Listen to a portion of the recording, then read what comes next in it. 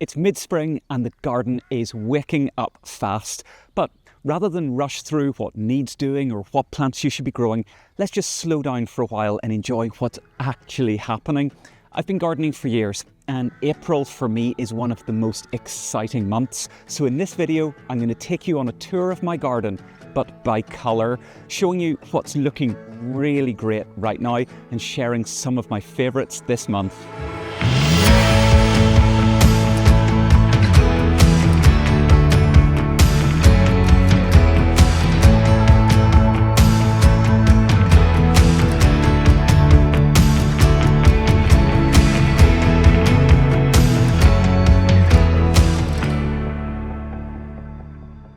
Hey everyone, how's it going and welcome back. Today we're doing something just that little bit different. I'm going to walk you through my garden and give you an April garden tour, but not by location, by colour, because it's a great way to appreciate all of the changes that are happening here right now. And I'm going to be showing you a few of my favourites that you might just want to grow for yourself. So let's start in the front garden with a lovely splash of pink. The soft pinks of April are always a treat, and leading the way in my garden is this, my crabapple tree or Malus golden hornet. As you can see, it's just starting to flower, but look closely and you can see that the buds are this rich, rosy pink that really pop against the bare branches and the emerging leaves. But as they open, they then fade gently to this soft white, blushed with hints of pink, just in the tips and the corners of the petals. Absolutely love it. I love watching this transformation each year, knowing that there'll be golden yellow fruit come the autumn. And it's not just this crabapple either. Over in the Guild garden, the fruit trees are beginning to blossom too. The apple and the plum trees are following close behind this thing, and you get this lovely mix of soft, unfurling petals that look delicate, but are actually surprisingly tough in the face of spring weather. They are really something, and I love having them in the garden. I think you'd love having some in your own garden too. In the secret garden, there is one plant that refuses to be subtle. This, my red-leafed acer. It's absolutely glowing right now. This fresh spring growth is this most vibrant, fiery red, and it just bounces. The light just bounces off the leaves in April sunshine.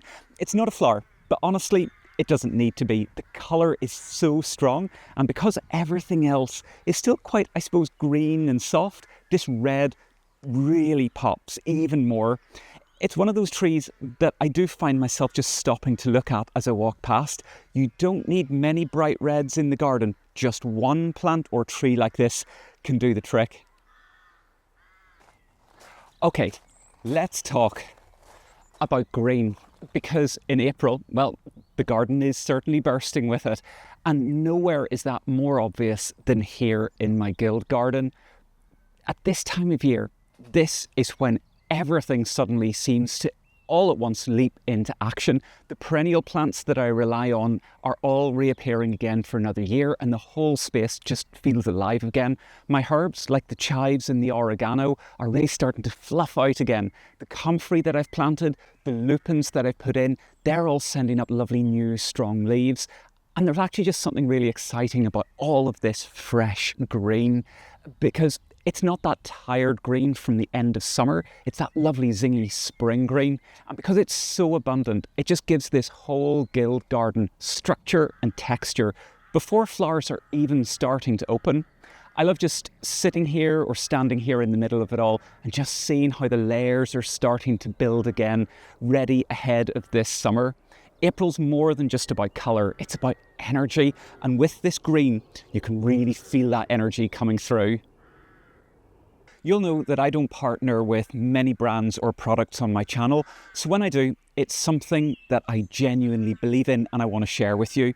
And you may have heard me talk about this before. This is the Moasure 2 Pro.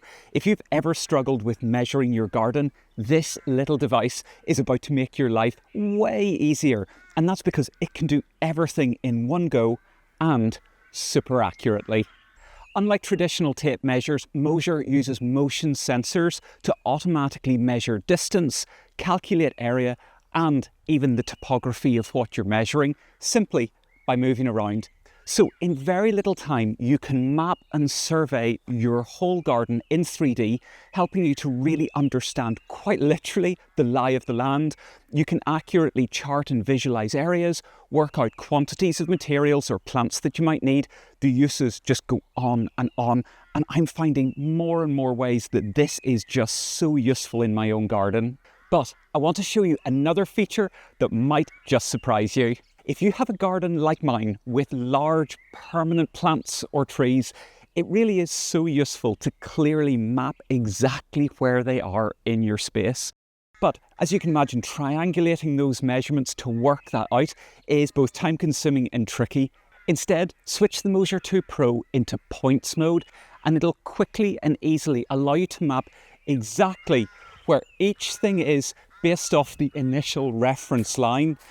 That way you can visualize exactly where every single tree, every single shrub, every single object is inside your garden in 3D. Just imagine how having this or how doing it this way would save you so much time in your own garden. To find out more or to get a Moasure 2 Pro for yourself, check out the link below. As well as that, Moasure have kindly provided me with a discount code for you, so that when you go to purchase, make sure to include my discount code X8Nile. One of the brightest hits of colour in my April garden has to be my marsh marigolds, or Calfa palustris. They are, as you can see, a blast of pure yellow, cheerful, loud and unmissable.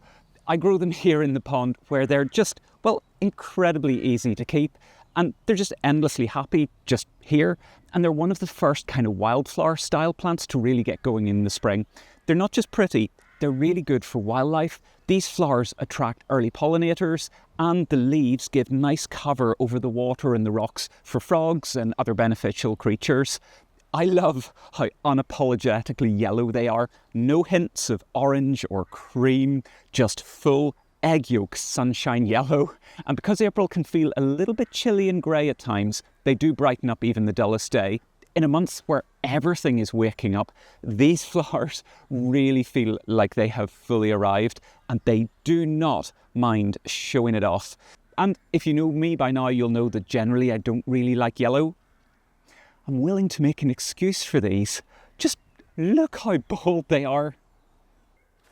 April, I suppose, wouldn't be particularly known for the colour orange, but my botanical tulips, they're giving it a go. I've got this big pot of tulip shogun, and they're really just such a welcome surprise at this time of year. As you can see, the flowers are kind of rich, yet kind of pale. A lovely warm orange with just the faintest yellow flush at the base. And because they're in a pot, I'm able to move them around so that they catch the sun and catch my attention. These are botanical tulips, and they're a little bit different from the big showy ones that you might be used to. They're smaller, they're neater, and best of all, they're perennial. They come back year after year if you treat them well. Shogun in particular is a favourite of mine because the colour is kind of bold without being brash. It's kind of like having a glowing ember in the garden, a little pot of orange fire. Now for something soft and dreamy, the blue of forget-me-nots. These tiny little blue flowers are just beginning to fill all of the gaps under the apple trees, in amongst the cleavers and the weeds and the dandelions. They also inhabit little corners of the guild garden. What I love about these plants is that you just leave them to do their own thing. You don't really plant forget-me-nots. You just invite them in, you let them in. I love how they just scatter themselves through the garden, weaving in and around other plants. Under the apple trees here, well, they kind of just bring a wild softness that for me works really well.